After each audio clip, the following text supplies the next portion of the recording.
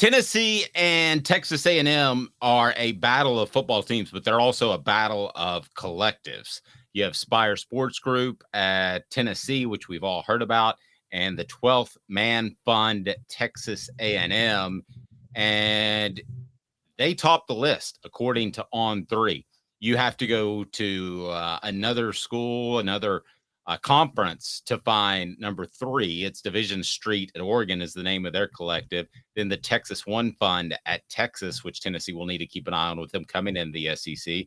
And then the John Ruiz Canes Connection at Miami. But let's face it, Texas A&M and Tennessee have done the best job of handling this ever-changing NIL collective agreement with the schools.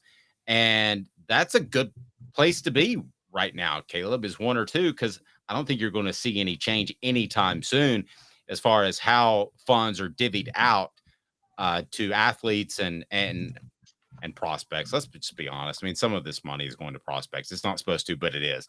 So I think Tennessee's in a great spot there, but so is Texas A&M. I agree. This is a huge deal. And for both schools, they need equalizers. I thought Texas A&M's great equalizer was joining the SEC 10 years ago because it would allow them to actually be on Texas level for Texas's prospects. And while they were, Oklahoma was still pickpocket. There was so much competition, they weren't able to really take that next step. Tennessee needs a great equalizer because they're just not in a state with a lot of great high school football talent compared to Georgia, Alabama, or LSU. NIL changes that for them. Texas A&M now with their NIL initiative is ahead of Texas, which is a big deal with Texas and Oklahoma joining the SEC next year. And Tennessee now is going to be able to compete if they stay at this level in Georgia and Alabama and even Florida. Look, I think it's the battle of NILs. This is the Yankees and Red Sox, what you're watching right now. Now, of course, funny enough, the Yankees and Red Sox both missed the playoffs. Right, but that's a great comparison. It is the battle of spending money. Would you rather be number 1 in NIL or number 1 in coaching? Probably number 1 in NIL because you can find a coach at that point, quite honestly. I mean, if you're number 1 in coaching, so many things can go wrong when you're number 1 in coaching. That coach can leave. Caleb, look at what's happened with the 2 best coaches in the SEC recently. Kirby Smart and some guy named Nick Saban at Alabama. Smart at Georgia. Stetson Bennett had limitations. He turned him into a great quarterback. At Alabama, now Nick Saban is finding his way with Jalen Milroe. They didn't have a good option there. I'd still rather have a great coach than a great collective. Dave, I got a question for you. Yes. If recruiting was never a factor in college football. I know. It's the biggest factor. It's the biggest factor. It's the biggest factor. But if recruiting was never a factor, would you take Josh Heupel or Nick Saban as a head coach? Wow. Is that a topic for another day that we want to save? Because that's pretty good. In this day and age, I would take Josh Heupel. If everybody has the same 85 is basically what you're saying, I would take Josh Heupel. But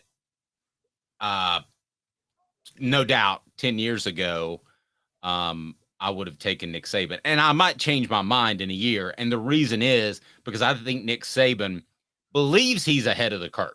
And Nick we trust is the old saying, right? Okay. Mm-hmm.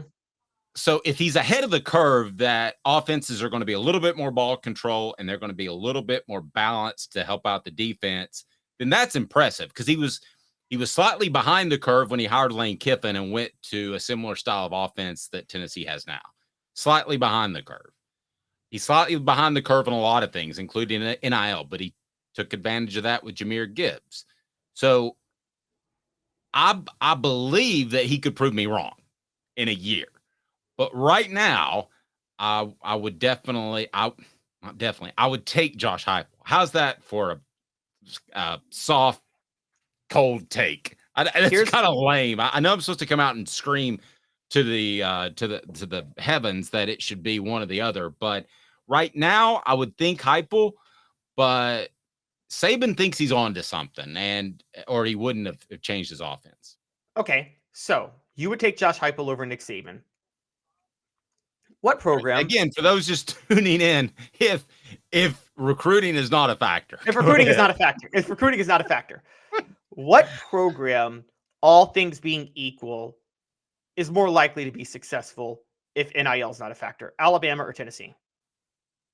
You mean as a program as a whole? Like from As a the whole, yes. foundation, its support. Well, it's And it's Alabama. recruiting good. It's Alabama. Yeah. And here's why I bring that up. That means that Alabama, yes, they struck gold with Nick Saban, but the thing is they can afford to hire bad coaches and move on, and it won't do long-term damage to the program because the infrastructure is there. With NIL, it's the same thing. And this is why I say I'd rather have NIL than a good coach.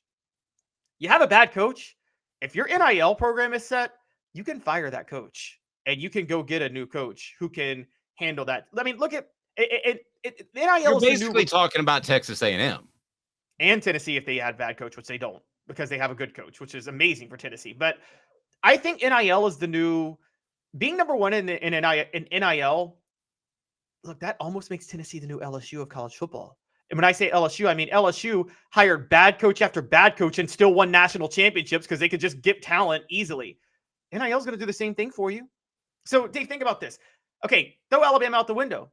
LSU has the second most national titles since 2000, and they've done it with 3 different coaches, 2 of the worst coaches in college football. It didn't matter if they had a good coach. They could get the talent. Isn't NIL going to be the same thing at that point? Let me offer this, because one of the things I think Nick Saban's great on, and we're excluding recruiting, okay, but one of the things that he's great on is talent evaluation. Does he go crazy and gaga over a Dante Thornton?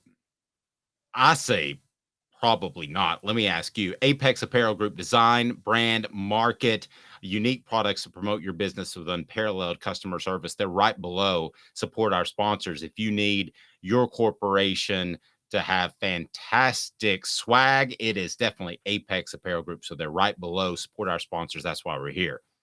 Talent evaluation. Is that part of coaching or is that part of NIL? Because I can write you a blank check, but if you tell me that Dante Thornton's the next Randy Moss, then I got news for you. He ain't.